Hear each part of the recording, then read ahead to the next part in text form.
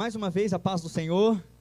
Amém. Que alegria estarmos aqui nesse culto marcado pela presença de Deus. Queridos, pegue a sua Bíblia, abra em Jeremias capítulo 33, versículo de número 3. Um texto bem conhecido, mas eu creio que o Senhor falará algo novo aqui ao seu coração. Jeremias 33, versículo de número 3. Os que acharam, digam amém.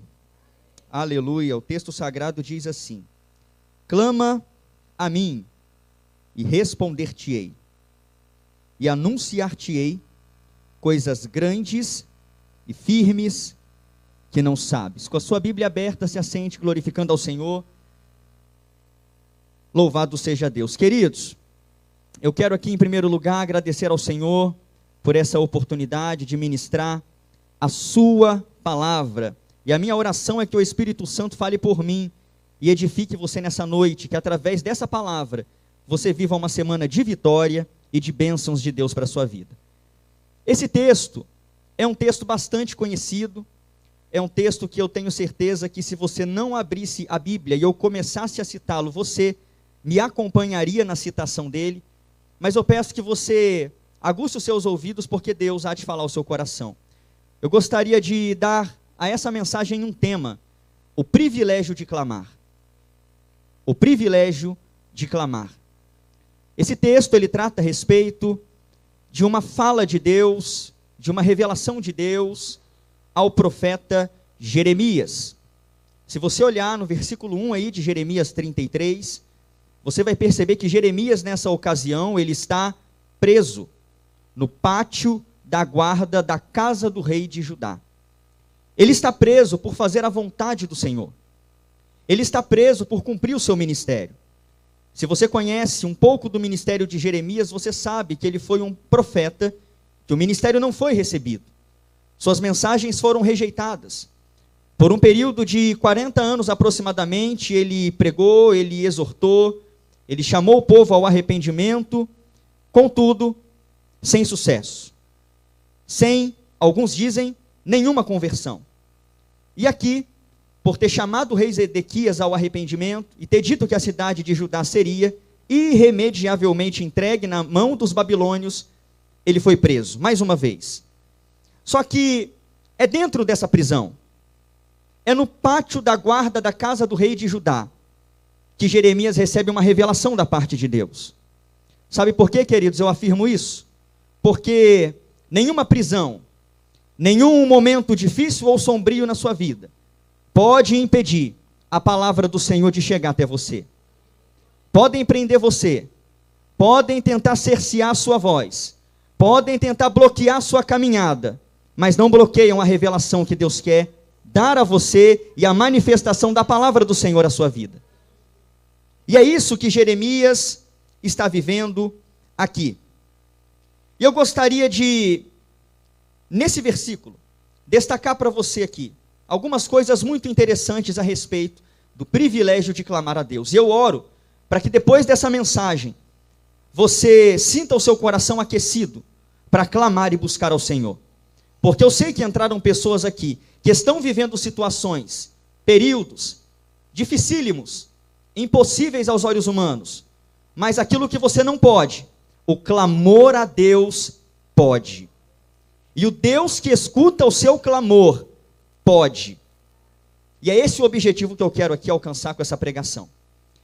Bom, quero destacar para você aqui a primeira lição que eu aprendo aqui neste versículo, na parte A dele. Eu aprendo, queridos, que clamar é um chamado de Deus a nós. Você nota aí no verso que ele diz assim: clama a mim. Não é Jeremias quem está se voltando para Deus e dizendo assim: Deus, eu quero clamar ao Senhor. É Deus quem está se voltando para Jeremias e dizendo: ei, clama a mim, grita por socorro, ora a mim, e eu vou te responder.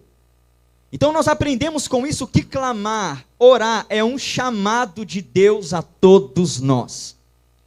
E diante disso, queridos, eu quero aqui dentro desta primeira lição, fazer aqui algumas considerações com você. A primeira delas é que Deus deseja nos ouvir clamando.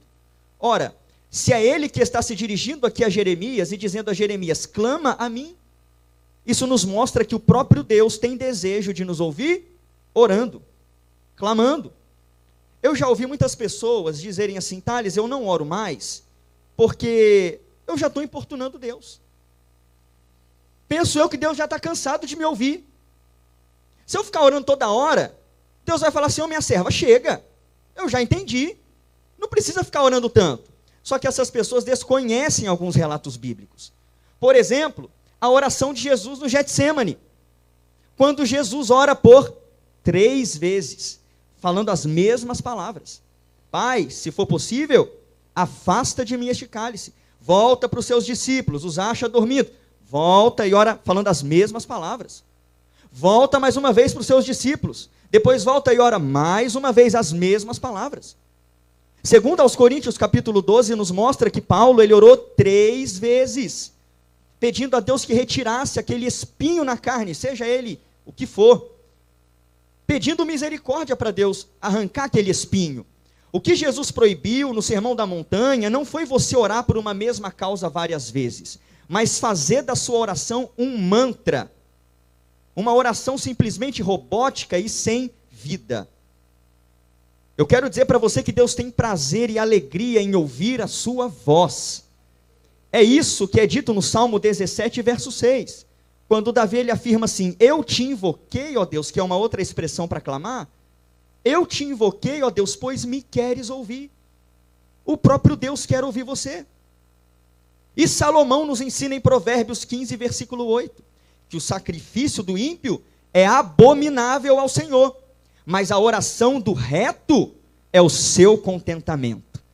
Você já parou para pensar que a sua oração contenta a Deus, alegra a Deus e agrada a Deus? Então pode clamar, o Senhor se alegra com o teu clamor e com a tua oração. Pode clamar sem medo, sem reservas, Deus está pronto a te ouvir. Mas uma segunda consideração é que Deus nos chama a clamar em tempos difíceis. Seria até sem nexo se eu perguntasse para você quantos estão aqui vivendo tempos difíceis. Cada um aqui está vivendo um tipo de tempo difícil. Uns é desemprego, outros são problemas familiares, outros enfermidades, outros passando por situações financeiras apertadas. Eu não sei qual é a situação, mas eu sei de uma coisa que pode livrar você dessa situação: clamar a Deus, orar ao Senhor. Queridos, e quando nós olhamos para o texto bíblico, nós aprendemos algo muito interessante. Quando você olha aí, no versículo de número 1, é dito assim, ó, e veio a palavra do Senhor a Jeremias, segunda vez, estando ele, aí tem uma palavrinha que faz toda a diferença, estando ele ainda encerrado no pátio da guarda. Jeremias ele é encerrado no pátio da guarda no capítulo 32, verso 2, depois de ter profetizado para Zedequias. Eu não sei quanto tempo se passou do capítulo 32 ao capítulo 33. Só que a palavra ainda traz a ideia de que se passou algum tempo considerável. E é no meio desse tempo difícil, que parecia não ter fim, é Jeremias impedido de ter a sua liberdade de volta, que Deus vira para ele e diz assim, Jeremias, clama a mim. E eu quero dizer para você, querido irmão e querida irmã, eu não sei há quanto tempo você está nesse desemprego. Eu não sei há quanto tempo você está nessa luta com o seu filho, com a sua filha, enfrentando essa crise no seu casamento. Eu não sei há quanto tempo você tem buscado, clamado a Deus sem ver respostas. Mas uma mensagem da parte do Senhor eu tenho para você. Clama ao Senhor e Ele vai te responder. Clama ao Senhor. Em tempos difíceis é tempo de clamar. E quando você olha, principalmente no livro dos Salmos, você olha que o clamor, ele é sempre associado a tempos difíceis. Salmo 50, verso 15, invoca-me no dia da angústia, eu te livrarei e tu me glorificarás. Salmo 120, verso 1, na angústia clamei ao Senhor e Ele me ouviu. Salmo 18, verso 6, invoquei ao Senhor e clamei ao meu Deus, no dia da angústia, no dia do aperto. Que situação difícil você está vivendo, enfrentando hoje? O clamor a Deus pode ser a solução, pode não, é a solução para você, como foi no caso de Jeremias. Clama ao Senhor. Queridos, e nós devemos sempre lembrar uma diferença aqui. Eu falei para você que clamar a Deus está reservado a tempos difíceis. E a Bíblia, ela faz uma diferenciação entre clamar e orar. Você sabia disso? Clamar e orar são coisas distintas. Quem clama, ora. Mas nem todos que oram estão clamando. O que é clamar? É gritar por socorro. O que é clamar? É orar com toda a sua força, intensidade e potência da sua voz. É igual alguém numa casa em chamas, querendo ser socorrido, querendo ser tirado de lá. Como que essa pessoa pede socorro? Ei, você que está passando aí. É assim? Não, ela grita, ela clama. Clamar a Deus tem essa ideia. E sabe onde você vê isso? No episódio de Josafá na guerra com Acabe contra o rei da Síria. 1 Reis capítulo 22, e lá em 2 Crônicas também capítulo 18. É dito que quando Josafá faz aliança com Acabe e vai para a guerra com o rei, contra o rei da Síria, para resgatar Ramote de Gileade, que estava em poder dele, o rei Acabe se disfarçou. E Josafá estava com as vestes reais. E o rei da Síria havia feito um acordo, que era o seguinte: olha, não pelejeis contra grande nem contra pequeno, mas contra o rei de Israel. Só que o que o rei da Síria não sabia, que era Josafá, estava disfarçado. Quando eles entram na guerra, o rei da Síria e seu exército confundem Acabe com Josafá, porque era ele que estava vestido com vestes reais. E é dito que quando o exército da Síria se aproxima de Josafá, confundindo ele com Acabe, ele dá um grito. Se não me falha a memória, 1 Reis 18, 32. Só que o relato paralelo de 2 Crônicas vai nos contar algo diferente. Que quando o exército se aproxima de Josafá achando que ele era Acabe, ele clama, e o Senhor faz com que o exército se disperse dele. Então você nota que são termos intercambiáveis, clamar e gritar. Quem clama, grita por socorro. Quem clama pede uma intervenção urgente do Senhor. Se você clamar, se você colocar tua ansiedade, teu desespero na mão de Deus, Ele vai socorrer você. Ele vai socorrer você. Eu cresci vendo irmãos na igreja, nas consagrações, orando alto.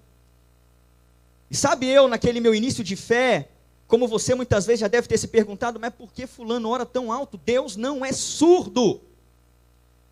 Meu Deus, por que só ele quer gritar e fazer com que todo mundo conheça as necessidades dele? Depois eu fui entender, ele não estava orando, ele estava clamando. Eu não entendi a situação dele. Eu não sabia o que ele estava passando. Só ele sabia, por isso que ele estava gritando por socorro para Deus. Queridos, não deixa ninguém cercear sua voz e seu clamor. Jogue essa vergonha de lado e clama ao Senhor em alta voz, e o Senhor há de responder você. Aleluia. Terceira consideração, nosso clamor deve ser dirigido a Deus. Clama a mim, não é clama ao homem, não é clama a uma instituição, não é clama a um semelhante, é clama ao próprio Deus. Quando você clama, você dirige a sua oração ao Deus dos céus e da terra. Eu sempre costumo lançar um desafio quando eu falo sobre oração, que é o seguinte: tenta amanhã, segunda-feira, chegar na prefeitura e falar com o prefeito. Tenta marcar uma audiência com ele amanhã, ou vai para São Paulo e tenta falar com o governador, ou para Brasília e tenta falar com o presidente. Assim, de última hora. Você não vai conseguir. Vão bater a porta na sua cara, porque não é dessa forma. Tem muitas e muitas burocracias para ter acesso a eles.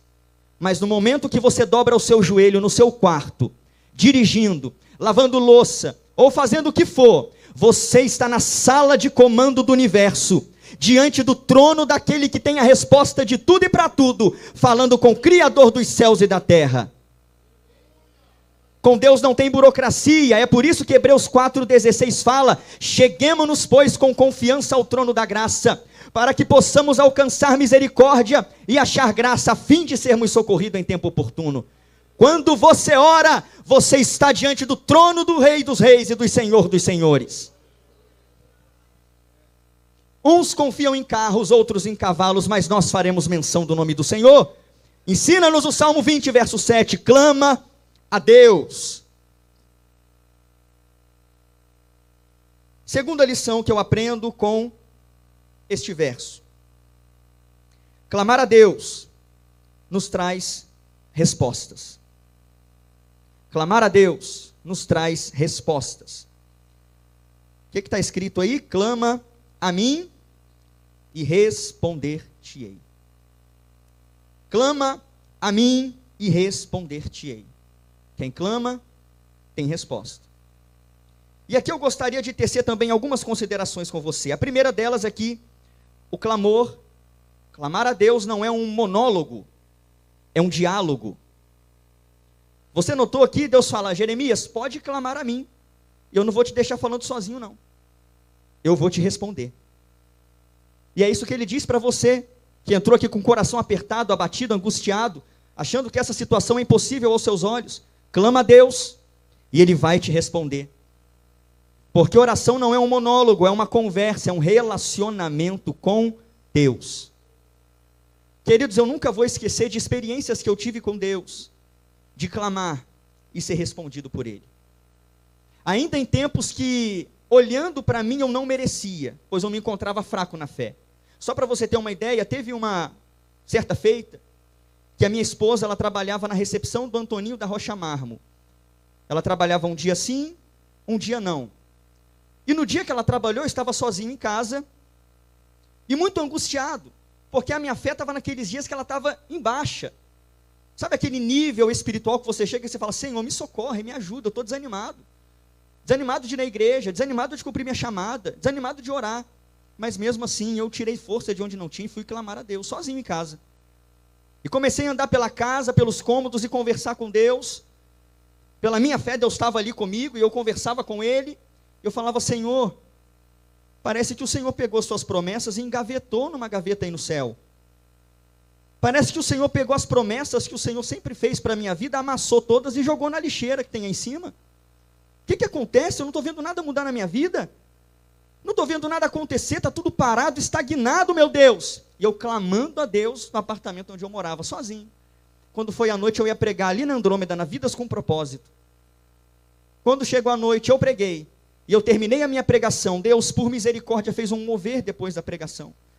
E enquanto eu aguardava no meu lugar, o pastor acabar aquele mover para poder fazer as considerações finais, saiu um dos pastores, um senhorzinho de idade, lá da ponta do púlpito e veio até mim. E sabe o que ele disse para mim? Eu não me esqueci das promessas na sua vida. Orei de manhã, Deus me respondeu à noite. Sabe por quê? Porque clamar a Deus não é monólogo, não é diálogo. Se você clamar hoje, Deus pode te responder amanhã. Se você clamar agora, ao chegar na sua casa, a resposta pode estar lá. Você pode chegar lá e ver um filho mais tranquilo. Você pode chegar lá e ver um marido liberto. Você pode chegar lá e ver seus pais mudados e transformados pelo Senhor, enquanto eu ministro essa palavra aqui. Em resposta ao seu clamor.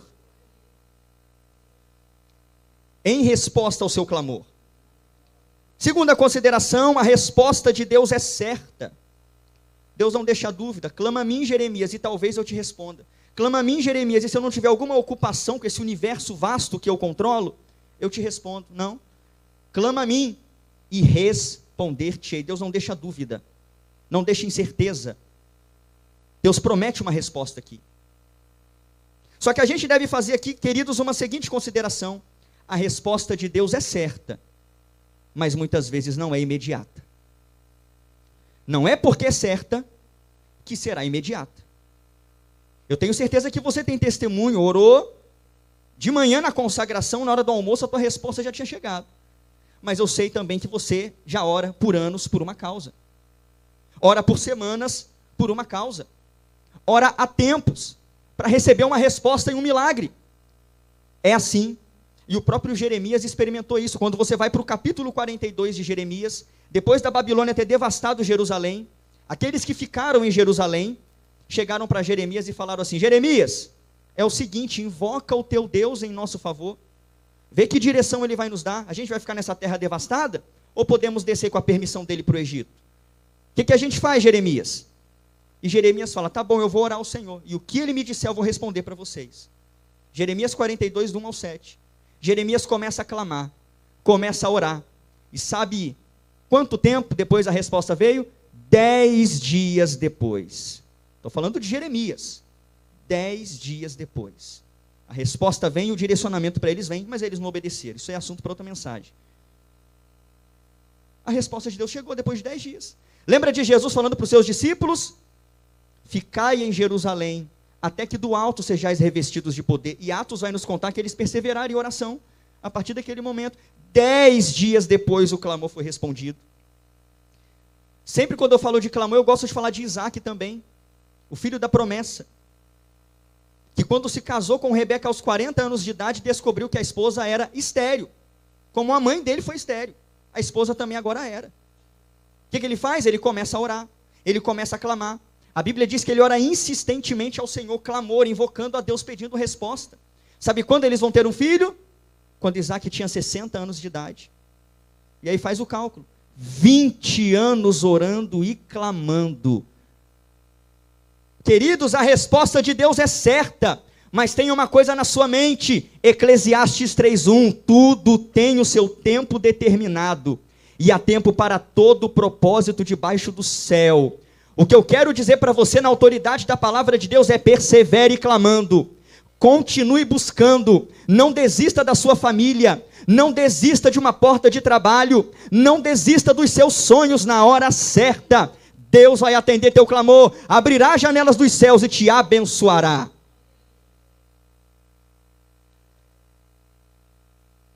Terceira consideração, a resposta de Deus é pessoal. Jeremias, clama a mim e eu vou te responder.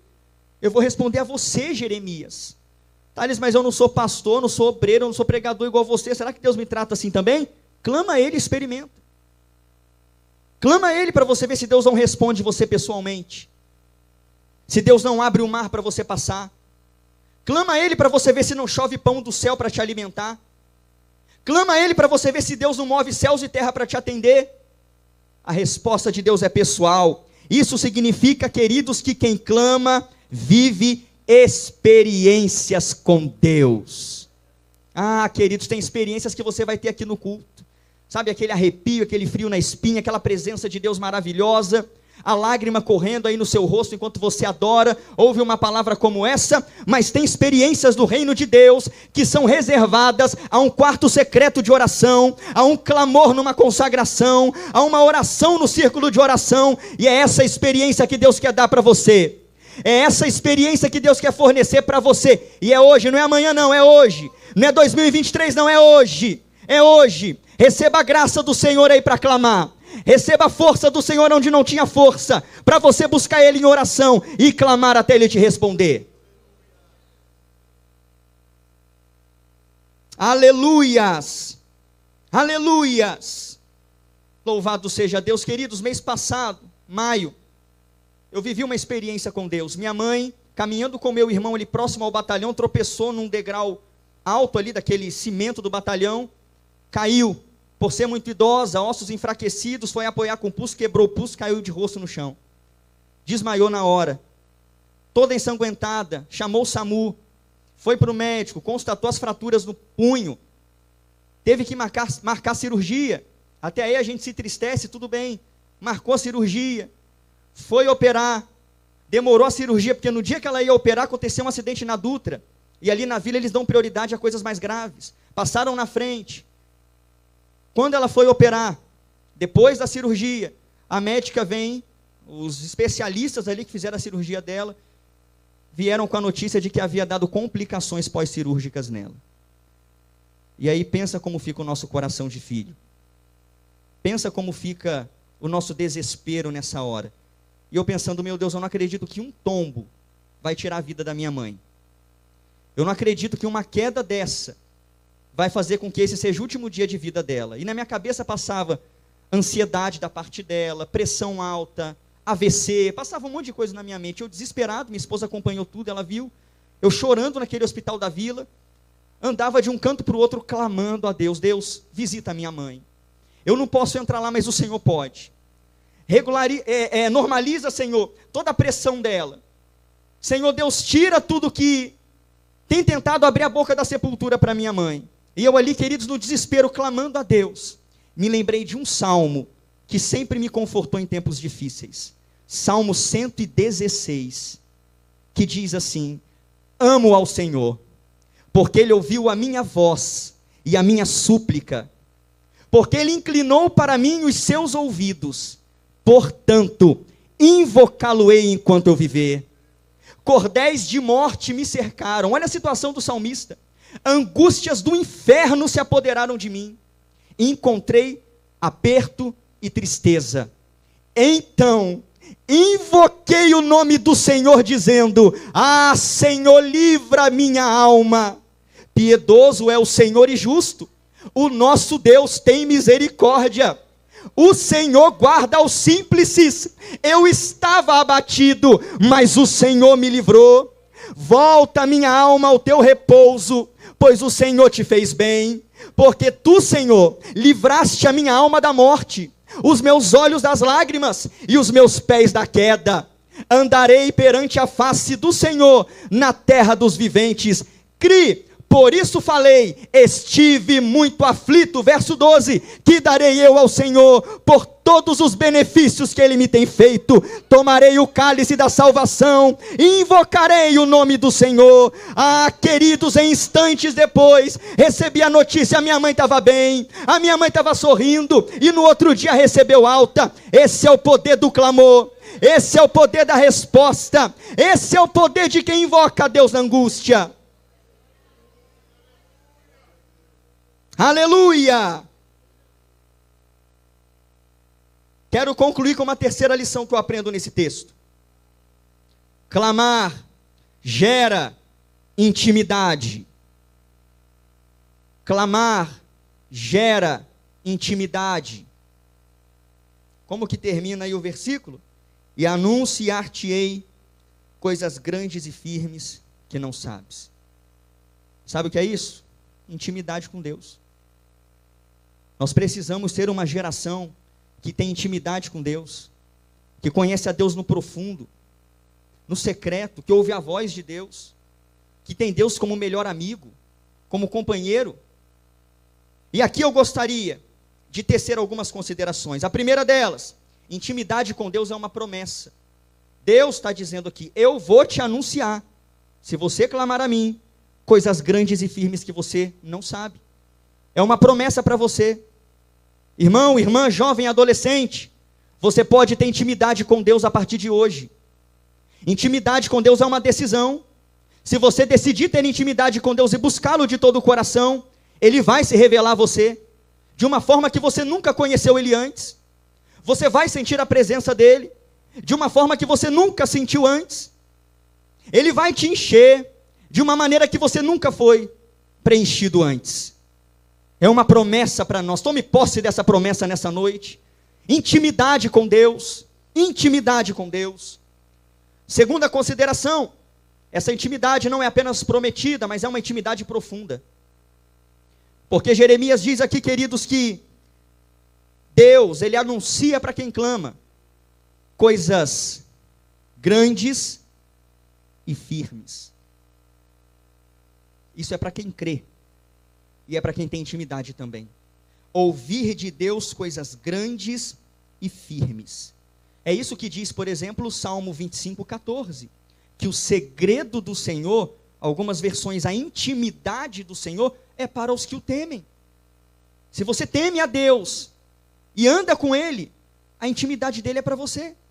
Provérbios 3:32, com os retos, Deus tem intimidade.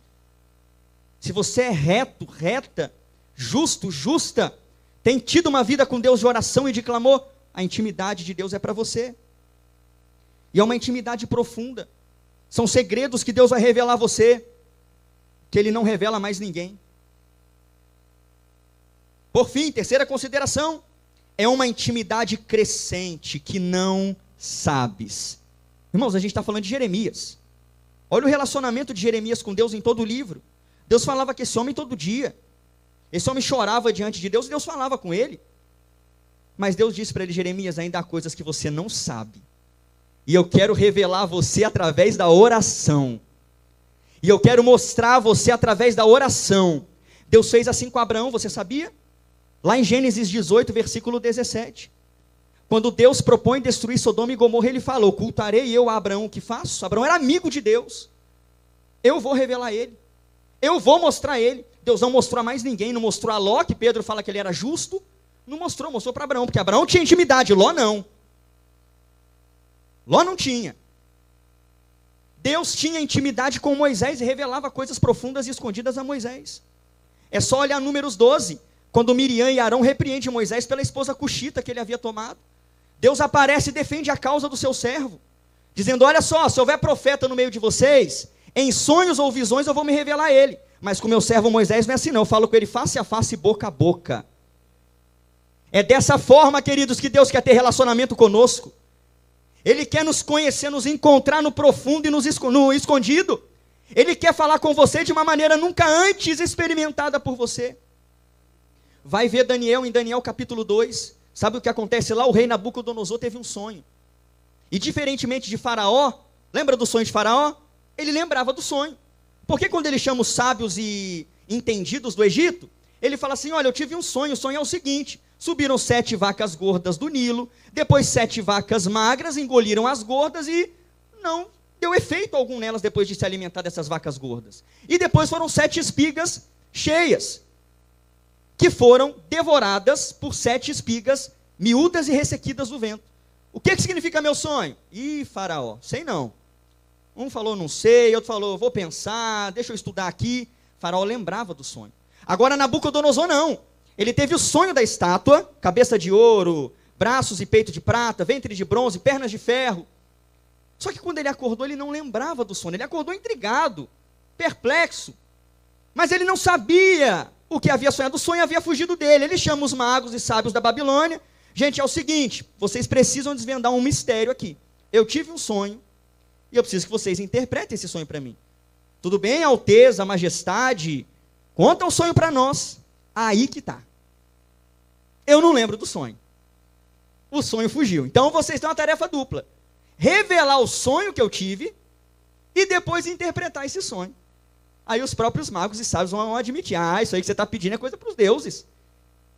E ele era meio nervoso, meio sangue quente, Nabucodonosor, ele não suportou aquela resposta. Então vocês são um bando de inúteis, manda matar todo mundo. Mata todo mundo. E até Daniel ia entrar na dança, porque Daniel era considerado um dos sábios da Babilônia.